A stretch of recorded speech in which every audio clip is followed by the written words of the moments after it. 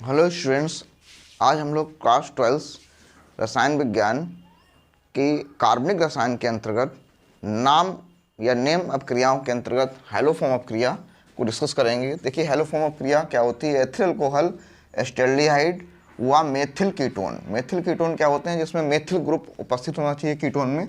Methyl group का मतलब ये है कि ये हमारा कीटोन है। कीटोन में 2 एल्किल ग्रुप होते हैं, तो एक मेथिल समूह होना चाहिए।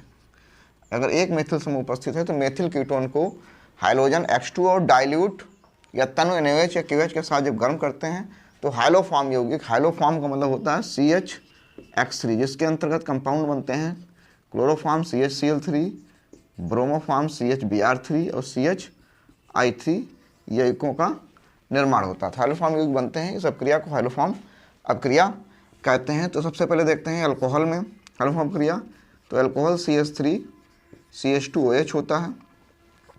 इसकी जब हम 4X2 प्लस 6NaOH के साथ रिएक्शन कराएंगे, 6NaOH के साथ अब क्रिया कराएंगे तो ये बन जाएगा CHX3 प्लस HCOON। मतलब हमारे पास यहाँ पर हाइलोफॉर्म बनेगा, साथ में कार्बोक्सिलिक अम्ल का सोडियम साल्ट बनेगा प्लस 5 NaCl और 5 H2O। एग्जाम्पल देखेंगे तो हम यहाँ पर मान लिया हाइड्रोजन के जगह पर X की जगह पर हम ले सकते हैं Cl2 Br2 एंड I2। तो मान लिया Cl2 ले लें तो CH3 CH2OH plus 4Cl2 plus 6 NaOH gives out CHCl3 plus HCOONA plus 5Na, यहाँ पर NaX होगा और ये 5NaCl प्लस 5H2O। तो ये हमारे इस प्रकार से ये कंपाउंड बनेगा क्लोरोफॉर्म। क्लोरोफॉर्म कंपाउंड बन जाएगा। अगर हमें आइडोफॉर्म बनाना है तो यहाँ I2 ले लेंगे तो यहाँ CHI3 हो जाएगा। ब्रोमोफॉर्म बनाना है तो यहाँ Br2 लेंगे, CHBr3 हो जाएगा। ठीक इसी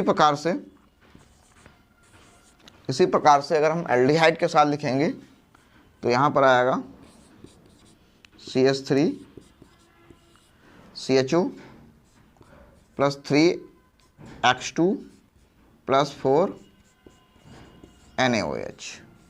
तो बन जाएगा ये CHX3 plus 3NaCl, sorry plus पहले बनेगा यहाँ पर HCOONA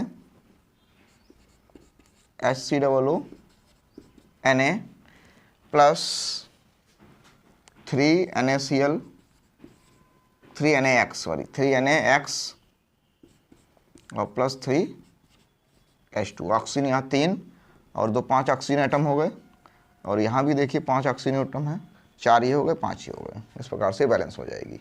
एग्जाम्पल इसका समझेंगे तो देखिए क्या आएगा CH3 CHO plus 3I2 plus 4 NaOH heat करेंगे तो बन जाएगा CHI3 plus HCOONA plus 3NaI plus 3H2O। इसके बाद देखते हैं कीटोन में।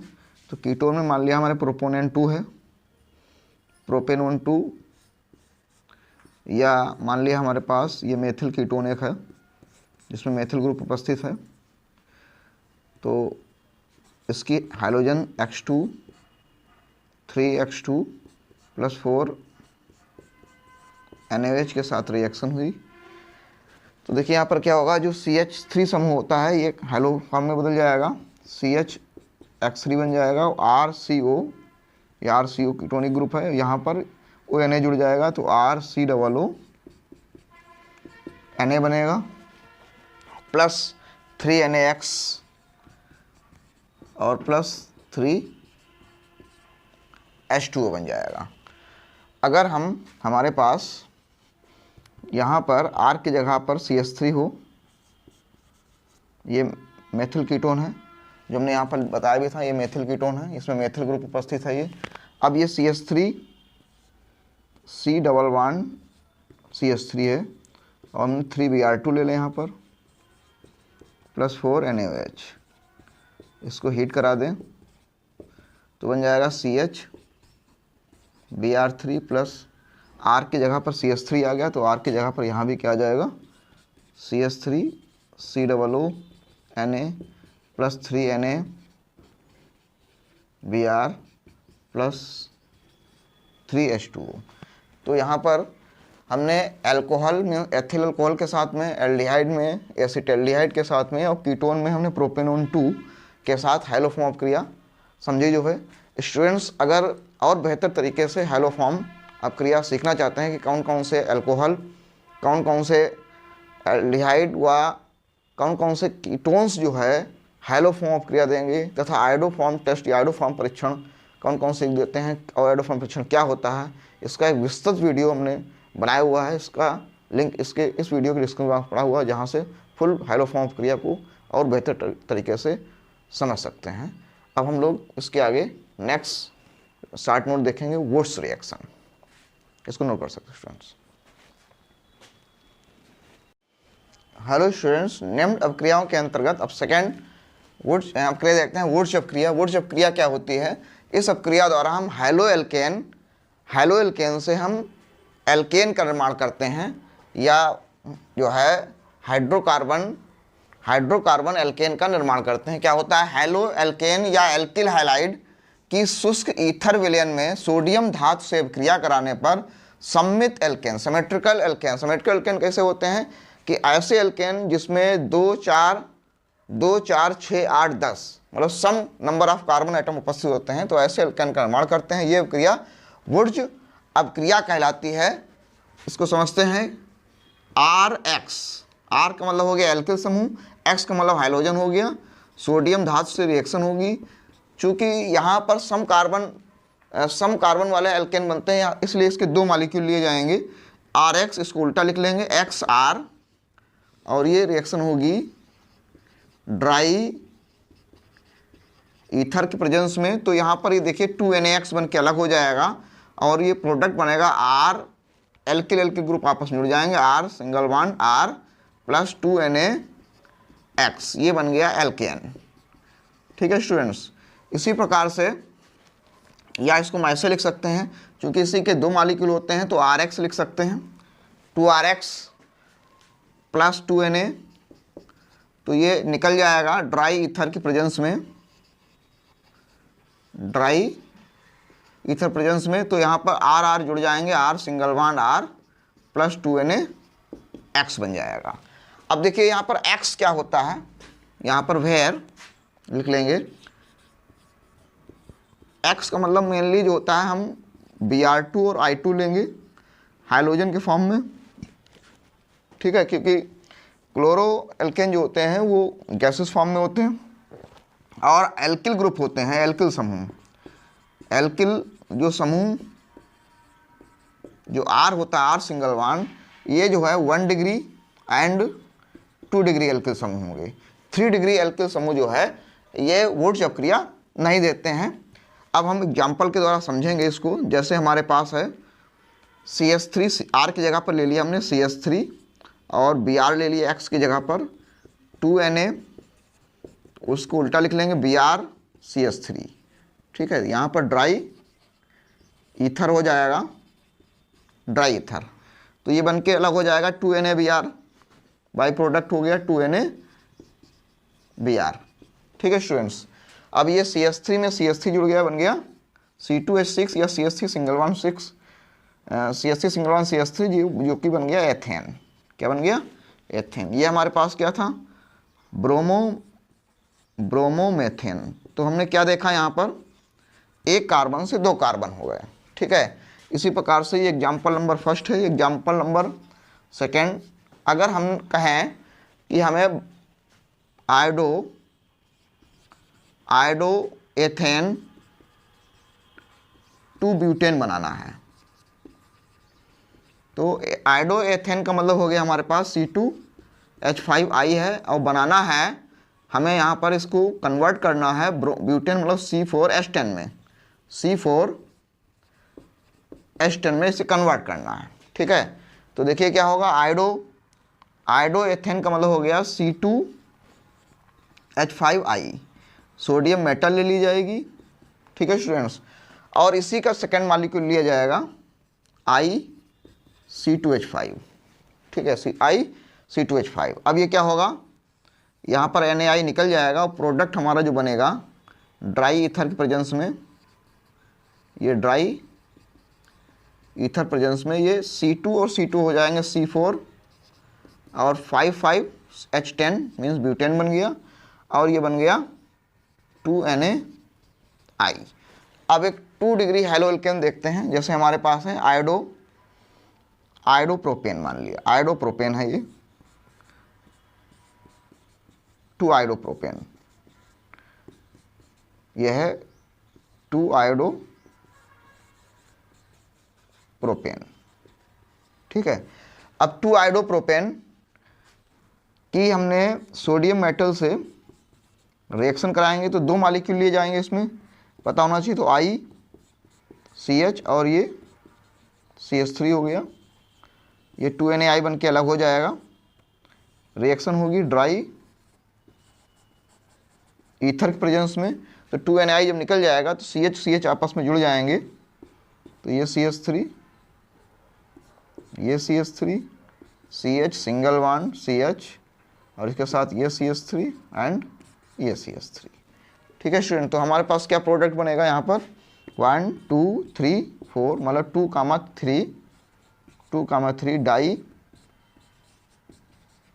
मेथिल, 2,3 डाई मेथिल, और 4 कार्बन है ब्यूटेन। तो इसको स्टूडेंट्स नोट कर सकते हैं। फिर आगे डिस्कस करते हैं कि वुर्ज अपक्रिया जो है, वुर्ज अपक्रिया के द्वारा हम असम्मित एल्कीन का निर्माण क्यों नहीं कर सकते हैं, इसको नोट कर सकते हैं। हम स्टूडेंट्स वुर्ज अपक्रिया पढ़ रहे थे, जहाँ पर हमने बताया कि वुर्ज अपक्रिया द्वारा हम सम्मित एल्केन का निर्माण करते हैं। सम्मित एल्केन जिसमें कार्बन नंबर 2 होंगे, 4 होंगे, 6 होंगे, इस प्रकार से बढ़ेंगे, सम कार्बन एटम बढ़ेंगे। असम्मित एल्केन जैसे C, एक कार्बन, C3, C5, C7, इनका निर्माण हम वुर्ज अपक्रिया द्वारा नहीं कर सकते हैं। इसका कारण क्या है, देखिए मान लीजिए हमारे पास 2 एल्किल हैलाइड हैं, RX और दूसरा 2Na प्लस XR', ये 2 डिफरेंट एल्किल ग्रुप हैं। अब ये ड्राई ईथर की प्रेजेंस में हमने रिएक्शन कराई तो ये तो 2NX बन के अलग हो जाएगा, 2NaX बन के अलग हो जाएगा, सॉरी 2NaX बाई प्रोडक्ट है। लेकिन यहाँ पर प्रोडक्ट R और R सिंगल वन R' बनेगा। अब यहाँ पर क्या होगा कि RX जो होते हैं, RX मॉलिक्यूल हैं, ये भी आपस में रिएक्शन कर लेंगे, ये भी आपस में रिएक्शन करेंगे। किस प्रकार से देखते हैं, यहाँ पर RX के 2 मॉलिक्यूल आपस में रिएक्शन करेंगे, RX plus 2Na plus XR, तो ये 2NX बन के अलग हो जाएगा और RR एल्केन बनेगा और 2NaX बनेगा, ठीक है। तीसरा क्या होगा, X के R' के मॉलिक्यूल भी रिएक्शन करेंगे, R' plus 2Na plus XR', ये भी ड्राई ईथर की प्रेजेंस में रिएक्शन करेंगे, यहाँ भी ड्राई ईथर प्रेजेंस में रिएक्शन होगी तो 2NX बन जाएगा ये, तो ये बन जाएगा R' प्लस 2NaX। और फाइनली क्या होगा कि एक तो ये 2 अलग अलग हो गए, डिफरेंट एल्किल हैलो एल्केन हो गए, फिर ये दोनों इक्वल हो गए और फिर ये दोनों इक्वल हो गए। तो यहाँ पर क्या हुआ कि जब हम असम्मित एल्केन लेंगे, 2 अलग अलग एल्किल लेंगे, एल्किल समूह लेंगे, हैलो एल्केन में एल्किल समूह जब अलग अलग लेंगे तो यहाँ पर अपक्रिया द्वारा एल्केन का मिश्रण प्राप्त होता है, जिसमें ये देखो अलग अलग एल्किल समूह हैं, यहाँ पर दोनों समान समूह और फिर ये दोनों समान समूह। और इसको अच्छे से समझने आते हैं तो एग्जाम्पल लेते हैं। एग्जाम्पल जैसे मान लिया हमने मेथिल आयोडाइड ले लिया CH3I और सोडियम मेटल से रिएक्शन कराई और आयोडो एथेन ले लिया C2H5I, ड्राई ईथर के प्रेजेंस में रिएक्शन हुई, ड्राई ईथर के प्रेजेंस में। तो देखिए यहाँ पर क्या हुआ, NaI बन के ये अलग हो गया, लेकिन NaI तो बन गया, लेकिन प्रोडक्ट देखिए यहाँ पर क्या बनेगा, CH3 और C2H5 बन जाएगा। एक तरफ से CH3 CH2 CH3 plus 2NaI, एक तो प्रोडक्ट ये बनेगा, मीन्स प्रोपेन बन गया हमारे पास, बन गया प्रोपेन। दूसरा क्या होगा कि इसके दो मॉलिक्यूल भी आपस में रिएक्शन करेंगे, जैसे हमने लिखा था RDEX, R के दो मॉलिक्यूल आपस में रिएक्शन करेंगे। तो R मतलब पहले CH3 के देख लेते हैं, तो CH3I plus 2NaI plus ICH3 के भी मॉलिक्यूल आपस में रिएक्शन करेंगे, तो ये बन जाएगा ड्राई ईथर की प्रेजेंस में रिएक्शन होगी और ये बन जाएगा C2H6 प्लस 2NaI। तो यहाँ पर क्या बना, एथेन बन गया, एथेन। तीसरा क्या होगा, R' हमारा C2H5 है। अब इसके भी दो मॉलिक्यूल आपस में रिएक्शन करेंगे सोडियम मेटल के साथ में C2H5, dry ether, dry ether. तो यहाँ पर देखिए क्या होगा, ये C2H5 हो जाएगा C4H10 प्लस 2NaI। तो स्टूडेंट्स हमने क्या देखा, यदि हम दो अलग अलग एल्किल समूह लेते हैं, एल्किल हैलाइड ऐसे लेते हैं जिनमें दो अलग अलग एल्किल समूह हैं, तो वहाँ पर हमें एल्केन का मिश्रण प्राप्त हुआ, जिसमें हमें क्या क्या प्राप्त हुआ, एक तो एथेन बन गई, प्रोपेन बन गई, ब्यूटेन बन गई। अब यहाँ तीनों का जब मिश्रण प्राप्त हो गया, अब इन मिश्रण में से किसी एक इंडिविजुअल कंपाउंड को हम अलग नहीं कर सकते हैं, क्योंकि इनके जो बॉइलिंग पॉइंट होते हैं बहुत ही नियरेस्ट होते हैं, बॉइलिंग पॉइंट में ज़्यादा अंतर नहीं होता है, इसलिए इनको किसी भी प्रकार से अलग नहीं किया सकता, प्रभाजी आसवन या किसी अन्य विधि द्वारा इनको अलग नहीं किया सकता है। इसलिए हम सिर्फ सम्मित एल्केन मतलब सम कार्बन युक्त एल्केन का निर्माण ही वुड्स अपक्रिया द्वारा कर सकते हैं। असम्मित एल्केन जिसमें एक कार्बन होंगे, 3 कार्बन होंगे, 5 कार्बन होंगे, ऐसे एल्केन का निर्माण हम इस विधि द्वारा नहीं कर सकते। जैसे अगर हमें यहाँ पर बनाना हो प्रोपेन बनाना है, तो प्रोपेन का निर्माण हम इस विधि द्वारा नहीं कर सकते, हम एथेन बना सकते हैं। एथेन बनाने के लिए हम क्या लेंगे, CH3Cl लेंगे, CH3Br लेंगे। तो यहाँ पर क्या होगा, इसके दो मॉलिक्यूल आपस में जुड़ जाएंगे और कंपाउंड बन जाएगा। लेकिन यदि हमें प्रोपेन बनाना होगा तो हम एक तरफ से एक कार्बन लेना पड़ेगा, एक तरफ 2 कार्बन लेने, और वहाँ पर क्या होगा, दो अलग अलग एल्किल समूह हो जाएंगे और इस स्थिति में इसका निर्माण यहाँ संभव नहीं है। ब्यूटेन बनाना है तो ब्यूटेन बनाने के लिए हम C2H5I लेंगे, इसके 2 मॉलिक्यूल ले लेंगे और ब्यूटेन बन जाए, क्योंकि यहाँ पर 2 कार्बन, C2H5 में 2 कार्बन है और दो कार्बन, जब दो कार्बन जुड़ेंगे तो C4H10 बन जाएगा, तो ब्यूटेन का निर्माण हो जाएगा। यहाँ पर इसके द्वारा एथेन का निर्माण हो जाएगा और इसके द्वारा ब्यूटेन का निर्माण हो जाएगा। लेकिन अगर हम पेंटेन बनाना चाहें, पेंटेन C5H10 अगर H12 बनाना चाहें तो पेंटेन का निर्माण हम इस वुड्स अपक्रिया द्वारा नहीं कर सकते, क्योंकि यहाँ 5 कार्बन हो गए, 5 क्या हो गए, असम्मित हो गए, विषम कार्बन एटम हो गए। यहाँ पर इसका निर्माण इसलिए नहीं होगा क्योंकि इसके निर्माण के लिए एक तरफ 2 कार्बन लेना पड़ेगा और एक तरफ 3 कार्बन लेना पड़ेगा, जिससे फिर से हमें क्या बन जाएगा, एक मिक्सचर बन जाएगा। अब मिक्सचर में अलग अलग कंपाउंड को मिक्सचर बनने से उनको सेपरेट नहीं कर सकते, अलग नहीं कर सकते हैं, इसलिए पेंटेन का निर्माण नहीं हो सकता। तो स्टूडेंट्स, आप लोगों को बेहतर तरीके से वुड्स अपक्रिया समझ में आ गई होगी कि वुड्स अपक्रिया द्वारा सिर्फ हम सम्मित एल्केन बना सकते हैं जिसमें सम कार्बन होते हैं या इवन नंबर ऑफ कार्बन होते हैं, और असम्मित एल्केन जिसमें ऑड नंबर ऑफ कार्बन होते हैं उनका निर्माण हम नहीं कर सकते। मतलब हम इसके द्वारा एथेन बना सकते हैं, ब्यूटेन बना सकते हैं और फिर हेक्सेन बना सकते हैं, ठीक है। पेंटेन को नहीं बना सकते हैं, प्रोपेन को नहीं बना सकते हैं,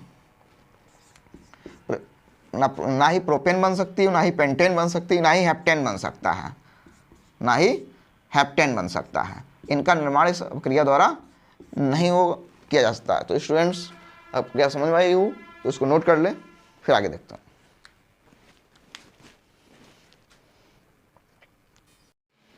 हेलो स्टूडेंट्स, अब हम वुड्स अपक्रिया के आगे डिस्कस करेंगे वुड्स फिटिंग अपक्रिया। तो देखिए वुड्स फिटिंग अपक्रिया क्या होती है। हैलोएरिन की सोडियम मेटल की उपस्थिति में एल्किल हैलाइड से शुष्क ईथर विलयन में अपक्रिया कराने पर हमें क्या बनता है, उच्च एरिन या बेंजीन के उच्च समजात बनते हैं। उच्च एरिन या बेंजीन के उच्च समजात का मतलब ये होता है कि बेंजीन जो यौगिक बेंजीन के साथ में सीधी चेन के रूप में एल्किल समूह जुड़ जाते हैं, जिससे हमें उच्च एरिन या बेंजीन के उच्च समजात बनते हैं। देखिए इसको समझते हैं। देखिए यहाँ पर ये हमारे पास बेंजीन रिंग हो गई और इससे हमारे पास एक हाइड्रोजन एक्स जुड़ दिया, ये हो गया हैलोएरिन।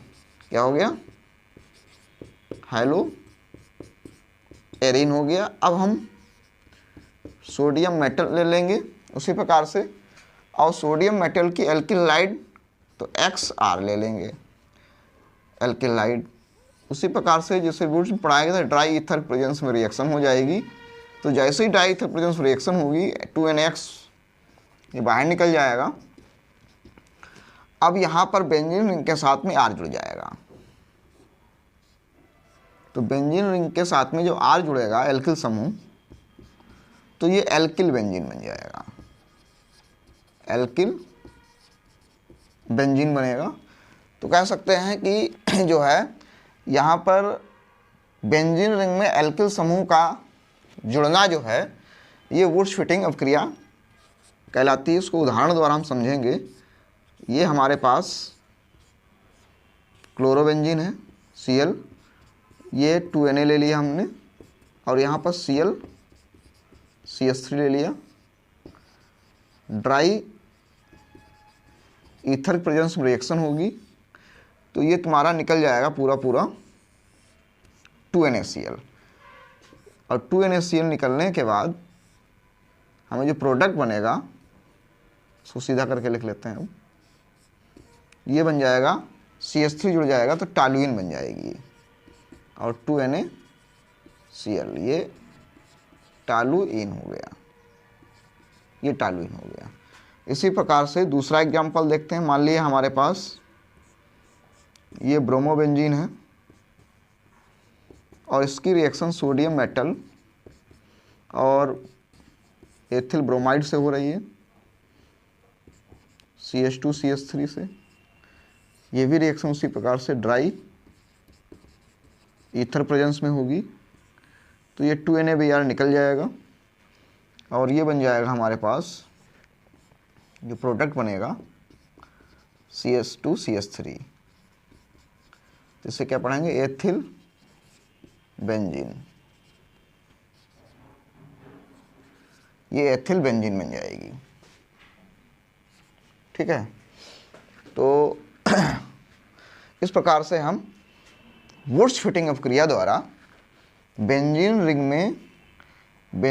में एल्किल समूह को जोड़ सकते हैं लार्ज नंबर में। जैसे यहाँ पर 2 हैं, अगर यहाँ पर प्रोपिल बेंजीन जुड़ेंगे तो यहाँ 3 जुड़ जाएंगे। यहाँ पर ब्यूटिल बेंजीन होगा, ये ब्रोमो में एथेन है या एथिल ब्रोमाइड है, एथिल ब्रोमाइड जोड़ेंगे के साथ रिएक्शन कराएंगे तो एथिल बेंजीन बन जाएगा। अगर यहाँ पर हम प्रोपिल ब्रोमाइड के साथ रिएक्शन कराएंगे तो प्रोपिल बन जाएगा। यहाँ पर ब्यूटिल ब्रोमाइड के साथ रिएक्शन कराएंगे तो ब्यूटिल बेंजीन बन जाएगा। तो कुल मिला के यहाँ पर क्या होता है कि हम नंबर ऑफ कार्बन एटम को इंक्रीज कर सकते हैं। जिसके एक और एग्जांपल देखते हैं। मान लीजिए यहाँ पर ये हमारे पर बेंजीन है, आई ले लेते हैं इस बार, और ये सोडियम मेटल हो गई प्लस आई, और ले लिया CH2 ऐसे कर लिया। ठीक है, आयोडो ब्यूटेन। ठीक है, तो यहाँ पर ये इस प्रकार से 4 कार्बन एटम जुड़ जाएंगे, CH2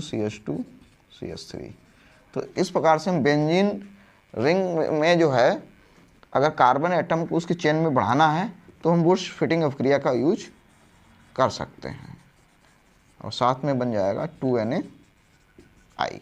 तो स्टूडेंट समझ में आया होगा, इसको नोट कर सकते हैं। इसके बाद हम लोग देखते हैं फिटिंग अपक्रिया क्या है। स्टूडेंट्स अब हम लोग डिस्कस करेंगे फिटिंग अपक्रिया क्या है। देखिए, जब किसी हेलोएरिन का मतलब जो है, हेलो का मतलब होता है क्लोरो ब्रोमो आयोडो की को शुष्क ईथर की उपस्थिति में सोडियम मेटल के साथ जब गर्म किया जाता है तो एक हेलोएरिन का हाइड्रोजन एटम जो होता है दूसरे हेलोएरिन के एरिल समूह द्वारा, मतलब एक का हाइड्रोजन और दूसरे का एरिल समूह द्वारा क्या होता है, विस्थापित हो जाता है और बनने वाला युग जो होता है डाई एरिल की प्राप्त होती है, जिसको हम इस प्रकार से उदाहरण द्वारा समझ सकते हैं। ये हमारे यहाँ पर हमारे पास है एक, मान लिया ब्रोमो बेंजीन, ये ब्रोमो बेंजीन है, सोडियम मेटल से रिएक्शन हुई और दूसरा मॉलिक्यूल भी ये ब्रोमो बेंजीन का है, दूसरा मॉलिक्यूल भी ब्रोमो बेंजीन का है। तो यहाँ पर क्या होगा, ये 2NaBr बन के अलग हो जाएगा, रिएक्शन होगी ड्राई ईथर के प्रेजेंस में। तो ये 2NaBr जब निकल जाएगा तो हमें यहाँ पर जो प्राप्त होगा, दो बेंजीन रिंग आपस में जुड़ जाएंगे जिसे हम डाई फेनिल के नाम से जानेंगे और 2NaBr अलग हो जाएगा। तो यहाँ पर क्या हुआ कि एक का हेलोएरिन का हाइड्रोजन और दूसरे का एरिल समूह द्वारा यहाँ पर क्या हो गया, विस्थापित हो जाता है और बनने वाला यौगिक जो होता है वो डाई एरिल में डाईफेनिल बन जाएगा। तो ये अपक्रिया फिटिंग अपक्रिया के नाम से जानी जाती है। तो आज हम लोगों ने 3 अपक्रियाएं डिस्कस करी। एक मुख्य रूप से जो है डिस्कस किया वुर्ज अपक्रिया, फिर वुर्ज फिटिंग अपक्रिया। तीनों अपक्रियाओं में कॉमन क्या है, तीनों अपक्रियाओं में हम सोडियम मेटल लेते हैं, तीनों अपक्रियाओं में हम लोग ड्राई ईथर का यूज करते हैं, क्योंकि सोडियम मेटल एक हाईली रिएक्टिव एलिमेंट्स है, इसलिए इसकी रिएक्टिविटी को डिक्रीज करने के लिए, कम करने के लिए हम शुष्क ईथर विलयन में ये अपक्रिया कराते हैं, जिससे ये सोडियम को इनर्ट मीडियम देता है, क्योंकि सोडियम जो होता है एयर से या वाटर से रिएक्शन कर लेगा, इसलिए ड्राई ईथर का यूज किया जाता है। ड्राई ईथर का प्रयोग होने का कारण यही है कि ड्राई ईथर की उपस्थिति में सोडियम जो है किसी से अन्य पदार्थ से क्रिया नहीं कर पाता है। तो यहाँ पर तीनों क्रियाओं में कॉमन सोडियम मेटल हो गया और ड्राई ईथर हो गया। इसको नोट कर लें, फिर आगे डिस्कस करते हैं स्टूडेंट्स। हेलो स्टूडेंट्स, अब डिस्कस करते हैं फ्रैक्लेंड अपक्रिया, जो कि वुर्ज अपक्रिया के समान होती है।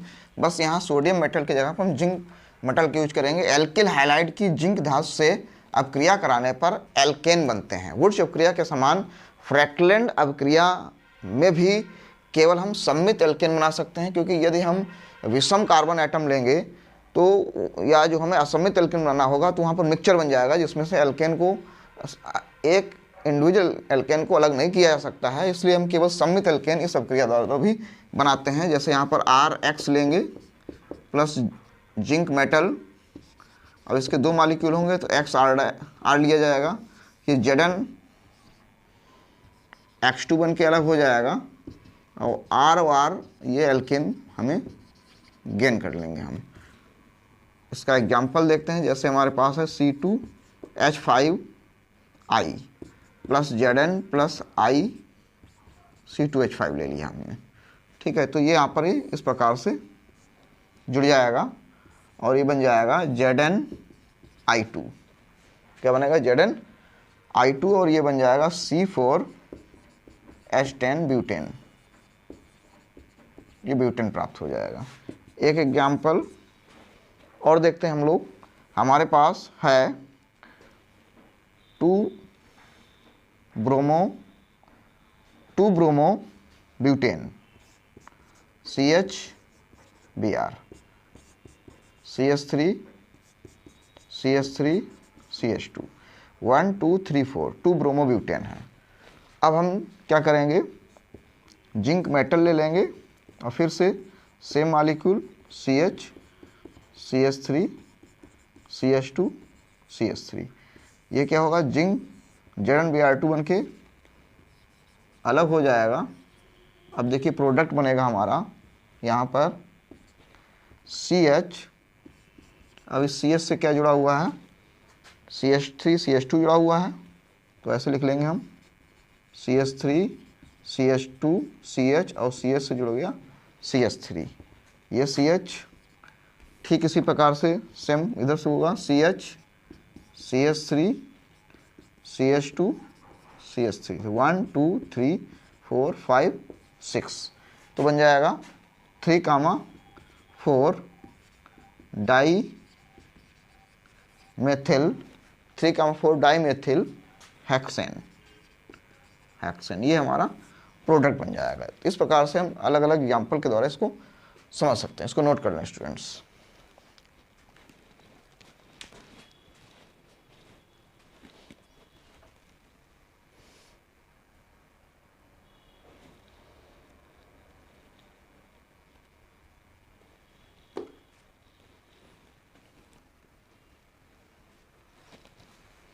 तो स्टूडेंट्स आज हम लोगों ने डिस्कस किया नेम्ड अपक्रियाओं के अंतर्गत हैलो फॉर्म ऑफ क्रिया, वुड्स फिटिंग ऑफ क्रिया और फ्रैकलैंड ऑफ क्रिया।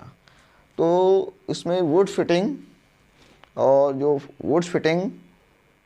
फिटिंग ऑफ क्रिया हैं, इनके द्वारा हम लोग मुख्य रूप से एरोमेटिक कंपाउंड बनाते हैं, जबकि फ्रैकलैंड और वुड्स ऑफ क्रिया के द्वारा हम लोग एल्केन बना सकते हैं। अगर वीडियो अच्छा लगा हो तो अपने साथी स्टूडेंट को शेयर कर दें। Thank you.